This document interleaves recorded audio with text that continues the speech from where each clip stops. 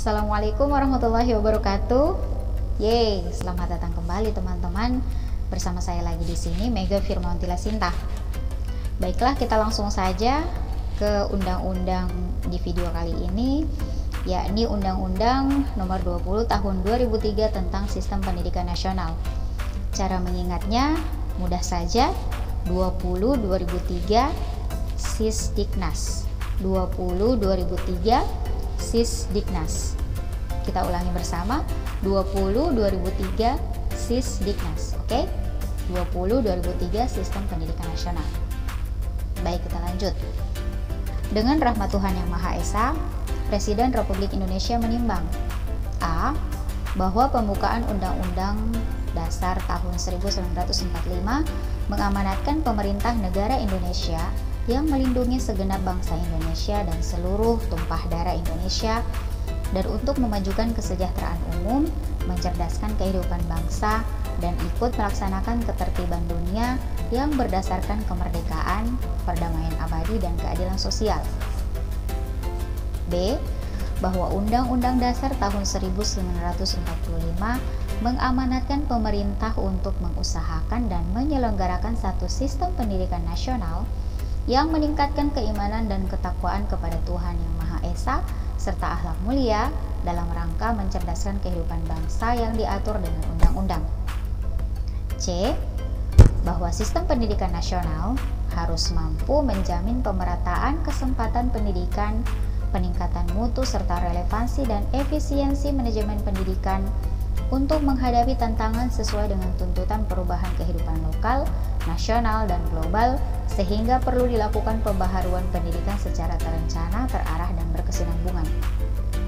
D.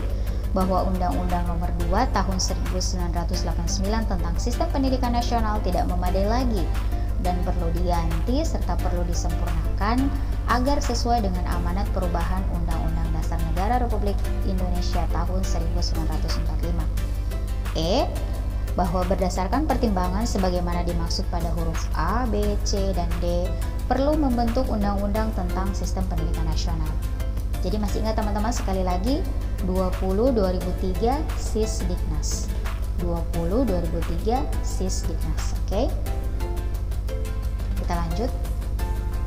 Mengingat pasal 20, pasal 21, pasal 28C ayat 1, pasal 31, dan pasal 32 Undang-Undang Dasar Negara Republik Indonesia tahun 1945. Dengan persetujuan bersama, Dewan Perwakilan Rakyat Republik Indonesia dan Presiden Republik Indonesia memutuskan menetapkan Undang-Undang tentang Sistem Pendidikan Nasional. Ulangi lagi ya, 20 2003 Sisdiknas. 20 2003 Sisdiknas. Oke? Kita langsung saja ke ketentuan umum.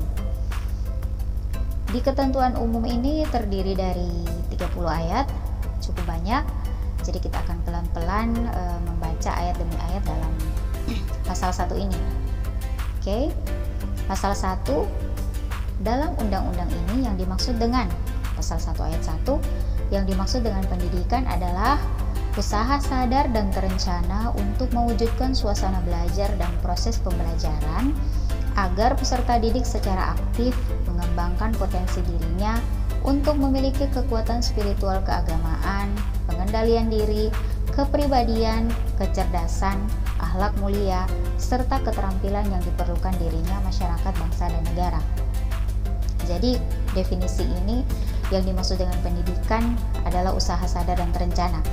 Jika teman-teman masih ingat di video sebelumnya, kita sudah sempat menyimak undang-undang tentang pendidikan tinggi yang juga memuat tentang konsep pendidikan. Oke? Garis bawahnya, pendidikan adalah usaha sadar dan terencana, oke? Untuk mewujudkan suasana belajar dan proses pembelajaran agar peserta didik secara aktif. Jadi usaha sadar dan terencana agar peserta didik aktif, oke? Kita lanjut. Pasal 1 ayat 2. Pendidikan nasional adalah pendidikan yang berdasarkan Pancasila dan Undang-Undang Dasar Negara Republik Indonesia tahun 1945 yang berakar pada nilai-nilai agama, kebudayaan nasional Indonesia, dan tanggap terhadap tuntutan perubahan zaman. Jadi tetap ya, yang menjadi dasar adalah Pancasila dan UUDN, di mana akar bawahnya ya, atau landasan paling dasarnya adalah nilai-nilai agama, kebudayaan nasional Indonesia, dan tanggap terhadap tuntutan perubahan zaman. Jadi tetap mengikuti perkembangan zaman tetapi tidak meninggalkan akarnya ya, yaitu agama dan kebudayaan. Nah, kita ke ayat 3. Sistem pendidikan nasional adalah keseluruhan komponen pendidikan yang saling terkait secara terpadu untuk mencapai tujuan pendidikan nasional.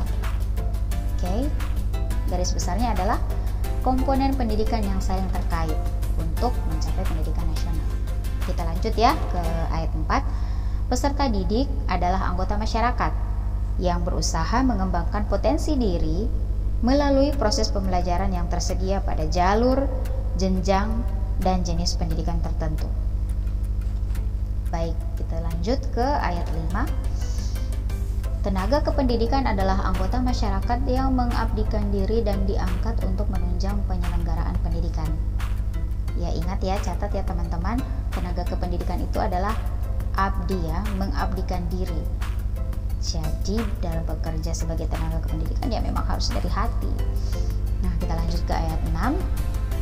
Pendidik adalah tenaga kependidikan yang berkualifikasi sebagai guru, dosen, konselor, pamong belajar, widya iswara, tutor, instruktur, fasilitator, dan sebutan lain yang sesuai dengan kekhususannya, serta berpartisipasi dalam menyelenggarakan pendidikan.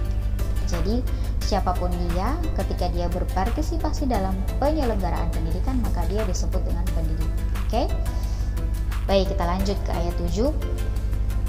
Jalur pendidikan adalah wahana yang dilalui peserta didik untuk mengembangkan potensi diri dalam suatu proses pendidikan yang sesuai dengan tujuan pendidikan. Cukup jelas ya? Baik, kita lanjut ke ayat 8. Bahwa jenjang pendidikan adalah tahapan pendidikan yang ditetapkan berdasarkan tingkat perkembangan peserta didik, tujuan yang akan dicapai, dan kemampuan yang dikembangkan. Jadi pendidikan itu adalah ada jenjangnya, di mana jenjang pendidikan itu adalah tahapannya yang ditetapkan berdasarkan tingkat perkembangan peserta didik. Makanya ada yang kita sebut naik kelas atau naik semester. Kemudian tujuannya akan dicapai, apakah peserta didik tersebut sudah mencapai target, dan kemampuan yang dikembangkan. Baik, kita lanjut ke ayat 9. Bahwa jenis pendidikan adalah kelompok yang didasarkan pada kekhususan tujuan pendidikan suatu satuan pendidikan. Kita lanjut ke ayat 10.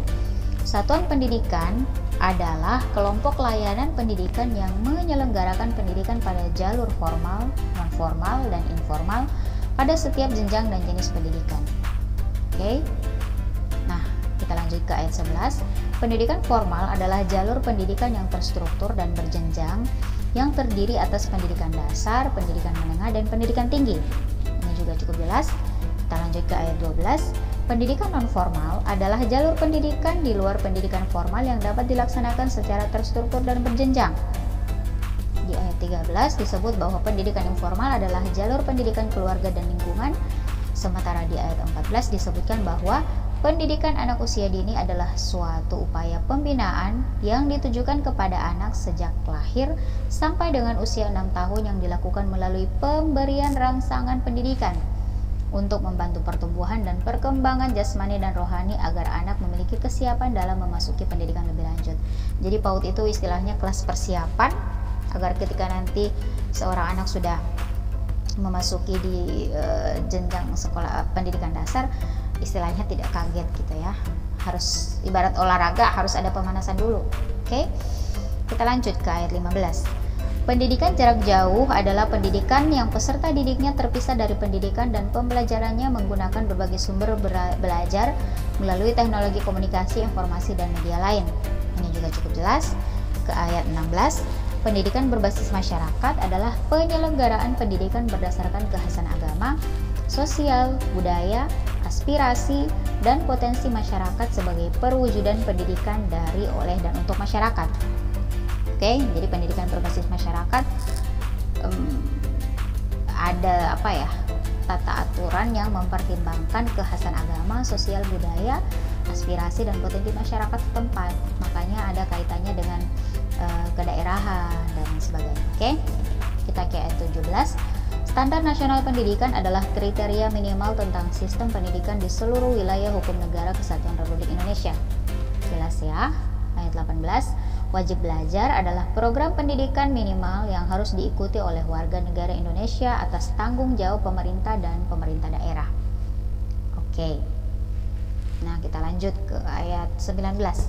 Kurikulum adalah seperangkat rencana dan pengaturan mengenai tujuan, isi, dan bahan pelajaran serta cara yang digunakan sebagai pedoman penyelenggaraan kegiatan pembelajaran untuk mencapai tujuan pendidikan tertentu. Kurikulum kata kuncinya adalah seperangkat rencana dan pengaturan mengenai tujuan, isi, dan bahan pelajaran. Rencana dan pengaturan tujuan, isi, dan bahan pelajaran. Oke. Nah, kita lanjut ke ayat 20. Pembelajaran adalah proses interaksi peserta didik dengan pendidik dan sumber belajar pada suatu lingkungan belajar. Kemudian ayat 21, bahwa evaluasi pendidikan adalah kegiatan pengendalian, penjaminan, dan penetapan mutu pendidikan terhadap berbagai komponen pendidikan pada setiap jalur, jenjang, dan jenis pendidikan sebagai bentuk pertanggungjawaban penyelenggaraan pendidikan. Intinya evaluasi pendidikan adalah pengendalian, penjaminan, dan penetapan mutu pendidikan. Oke.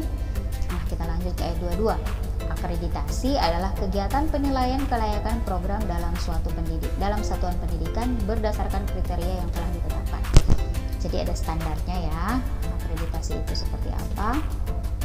Kita lanjut ke ayat 23, bahwa sumber daya pendidikan adalah segala sesuatu yang dipergunakan dalam penyelenggaraan pendidikan yang meliputi tenaga kependidikan, masyarakat, dana, sarana, dan prasarana. Ke ayat 24, bahwa Dewan Pendidikan adalah lembaga mandiri yang beranggotakan berbagai unsur masyarakat yang peduli pendidikan.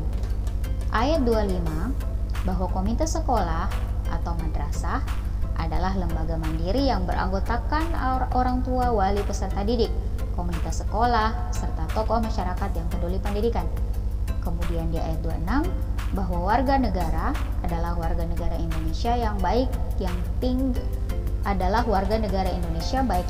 di wilayah negara Kesatuan Republik Indonesia maupun di luar wilayah negara Kesatuan Republik Indonesia. Kita ke ayat 27, bahwa masyarakat adalah kelompok warga negara Indonesia non-pemerintah yang mempunyai perhatian dan peranan dalam bidang pendidikan. Ayat 28, pemerintah dalam undang-undang ini adalah pemerintah pusat. Kemudian di ayat 29, bahwa pemerintah daerah adalah pemerintah provinsi, pemerintah kabupaten atau pemerintah kota. Serta di ayat 30 atau ayat terakhir di pasal 1 ini disebutkan bahwa menteri adalah menteri yang bertanggung jawab dalam bidang pendidikan nasional. Jelas ya, di pasal 1 adalah konsep-konsep atau ketentuan-ketentuan umum yang digunakan dalam Undang-Undang Nomor 20 ini tahun 2003 ya. Kita ulangi ya teman-teman. 20/2003 Sisdiknas. 20/2003 Sisdiknas. Oke. Semoga sudah menancap di memori kita ya masing-masing dan mudah untuk diingat. Nah, kita lanjut ke bab 2 tentang dasar, fungsi, dan tujuan. Pasal 2. Pendidikan nasional berdasarkan pada Pancasila dan Undang-Undang Dasar Negara Republik Indonesia. Pasal 3. Bahwa pendidikan nasional berfungsi mengembangkan kemampuan dan membentuk watak serta peradaban bangsa yang bermartabat dalam rangka mencerdaskan kehidupan bangsa. Pendidikan nasional juga bertujuan untuk berkembangnya potensi peserta didik agar menjadi manusia yang beriman dan bertakwa kepada Tuhan Yang Maha Esa, berakhlak mulia, sehat, berilmu, cakap, kreatif, mandiri, dan menjadi warga negara yang demokratis serta bertanggung jawab. Baik, kita langsung ke bab 3 tentang prinsip penyelenggaraan pendidikan. Pasal 4 ayat 1, bahwa pendidikan diselenggarakan secara demokratis dan berkeadilan serta tidak diskriminatif dengan menjunjung tinggi hak asasi manusia, nilai keagamaan, nilai kultural, dan kemajemukan bangsa. Jadi pendidikan itu diselenggarakan demokratis dan adil ya. Jadi ketika ada yang terjadi ketidakadilan maka penyelenggaraan pendidikannya bermasalah. Kita lanjut ke ayat 2 pasal 4. Pendidikan diselenggarakan sebagai satu kesatuan yang sistemik dengan sistem terbuka dan multimakna. Kemudian kita ke ayat 3. Pendidikan diselenggarakan sebagai suatu proses pembudayaan dan pemberdayaan peserta didik yang berlangsung sepanjang hayat. Kemudian di ayat 4, pendidikan diselenggarakan dengan memberi keteladanan, membangun kemauan, dan mengembangkan kreativitas peserta didik dalam proses pembelajaran. Ini menarik ya teman-teman, bahwa menurut undang-undang pada dasarnya proses pembelajaran itu diselenggarakan dengan memberi keteladanan, ya. Harus ada contoh dan membangun kemauan.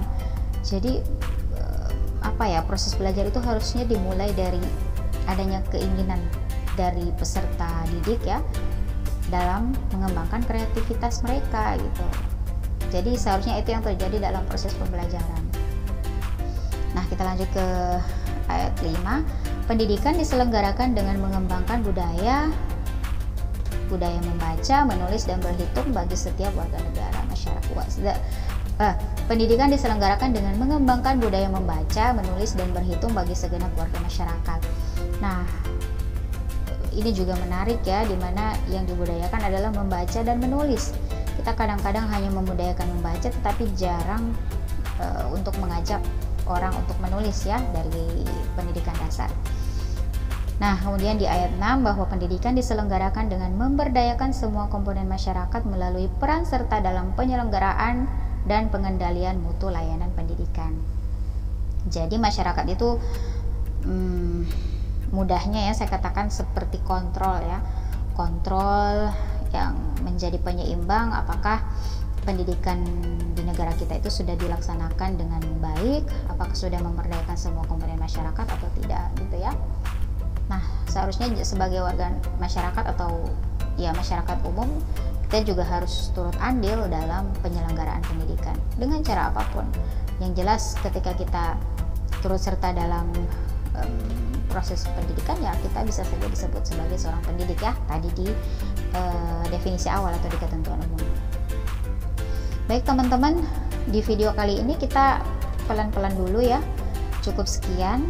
Insya Allah kita akan lanjut di part selanjutnya.